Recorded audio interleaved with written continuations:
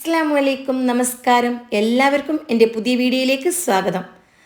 പഠിച്ചോനെ, എന്തൊരു ടേസ്റ്റണേ, നീ എങ്ങനെയാണ് ഇത് ഉണ്ടാക്കിയെന്ന് എൻ്റെ കൂട്ടുകാരി ചോദിച്ച അടിപൊളി ബീഫിൻ്റെ റെസിപ്പിയാണ് ഞാൻ നിങ്ങൾക്ക് ഇന്ന് ഷെയർ ചെയ്യുന്നത്.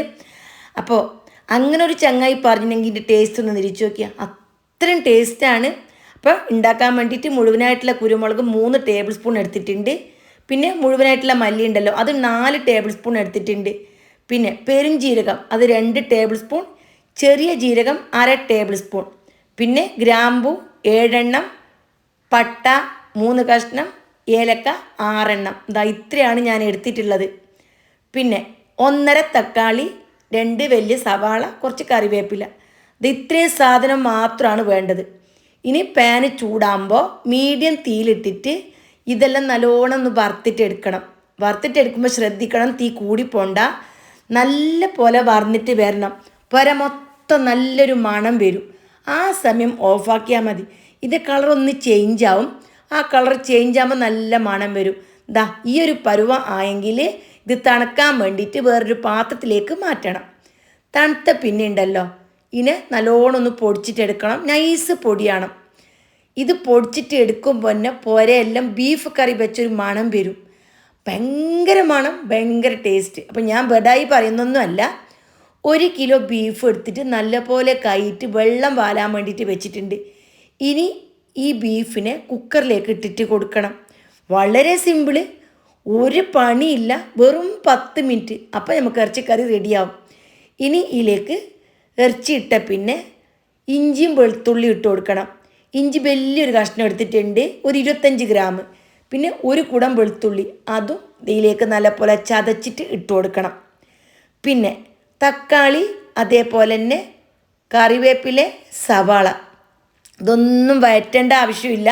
ഇതിങ്ങനെ പച്ചക്കന്നെ ഇട്ട് കൊടുത്താൽ മതി. എന്നിട്ട് ഇതിലേക്ക് നമ്മൾ പൊടിച്ച് വെച്ചിരിക്കുന്ന ഗരം മസാല പൊടിയില്ലേ, അത് ഇട്ട് കൊടുക്കണം. പിന്നെ 1/2 ടീസ്പൂൺ മഞ്ഞൾപ്പൊടി ഇട്ട് കൊടുക്കണം. എന്നിട്ട് നല്ലോണം കൈ വെച്ചിട്ട് തിരുമ്പിയിട്ട് എടുക്കണം. ഇറച്ചിയും അതേപോലെ തന്നെ ഉള്ളിയെല്ലാം നല്ല സോഫ്റ്റാണ്. ആ രീതിയിൽ ഒരു 3-4 മിനിറ്റ് അത്രയും സമയം ഇതൊന്ന് തിരുമ്മിയിട്ട് നല്ല മിക്സ് ആക്കിയിട്ട് എടുക്കണം. ഇത് തിരുമ്പുന്നതിലാണ് ഇതിൻ്റെ പകുതി ടേസ്റ്റും. അപ്പോൾ അതിന് എത്ര വാല്യൂ ഉണ്ടെന്ന് മനസ്സിലായില്ലേ? അതേപോലെ തിരുമ്പിയിട്ട് എടുക്കണം. കുക്കറിൻ്റെ വായി കുറച്ച് വട്ടം കുറവായതുകൊണ്ട് നിങ്ങൾക്ക് ശരിക്കും കാണുന്നുണ്ടാണെന്നറിയില്ല. എന്നിട്ട് കുക്കർ മൂടിയിട്ട് വെക്കണം.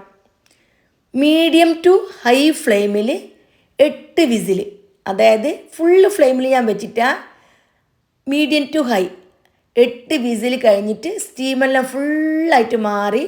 എന്താ വെള്ളം ഒരു തുള്ളി ഒഴിച്ചിട്ടില്ല, അപ്പം മറന്നോണ്ട. എന്നിട്ട് ഇത് വേറൊരു പാത്രത്തിലേക്ക് മാറ്റണം. അപ്പോൾ ബീഫൊന്നും ഉള്ളിൽ നിന്നെല്ലാം ധാരാളം വെള്ളം ഇറങ്ങിയിട്ട് ഇത് കറക്റ്റായിട്ട് വെന്ത് കിട്ടും.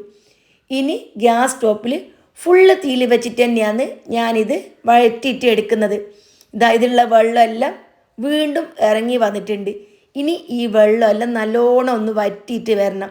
നേരത്തെ ഞാൻ ഉപ്പ് ചേർത്തിട്ടുണ്ടായിനെ, 1 ടേബിൾ സ്പൂൺ ലെവലായിട്ട് ഉപ്പിൻ്റെ പൊടിയാണ് ചേർത്തിട്ടുള്ളത്. അപ്പോൾ ആദ്യം നിങ്ങൾ 3/4 ടേബിൾ സ്പൂൺ ചേർത്താൽ മതി. ഇനി വേണമെങ്കിൽ ലാസ്റ്റ് ഇട്ട് കൊടുത്താൽ മതി.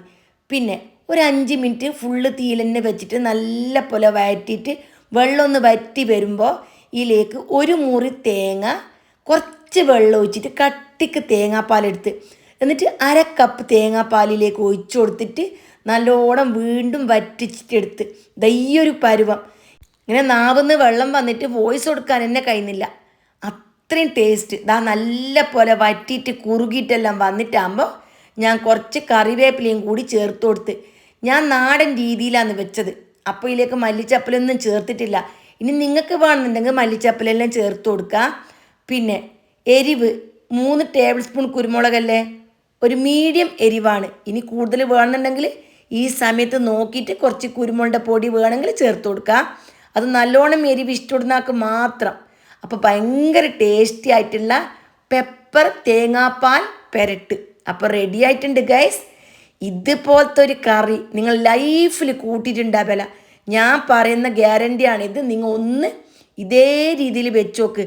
വേറെ ഒരു ഇൻഗ്രീഡിയൻസും ചേർക്കണ്ട, എണ്ണ ചേർക്കണ്ട, തേങ്ങാപ്പാൽ വേണ്ടെങ്കിൽ ചേർക്കണ്ട, വേണമെങ്കിൽ മാത്രം ചേർത്ത് കൊടുത്താൽ മതി. ഇത്രയും സിമ്പിളായിട്ട് ഇത്രയും നല്ല ഗ്രാൻഡായിട്ടുള്ള കറി നിങ്ങൾ വേറെ കഴിച്ചിട്ടുണ്ടാ? ഈ ഒരു ബീഫ് പെരട്ടുണ്ടല്ലോ, പള്ളിക്കറിയിനേക്കാളും ഹോട്ടലിൽ നിന്ന് കിട്ടുന്നതിനേക്കാളും മംഗളത്തിൻ്റെ പുരയിൽ കിട്ടുന്നതിനേക്കാളും മൗലൂദിൻ്റെ പുരയിൽ കിട്ടുന്നതിനേക്കാളും ഒക്കെ ടേസ്റ്റ് കൂടുതലാണ്. അപ്പോൾ എല്ലാവരും ട്രൈ ചെയ്ത് ഫീഡ്ബാക്ക് അറിയിക്കൂ. Bye bye.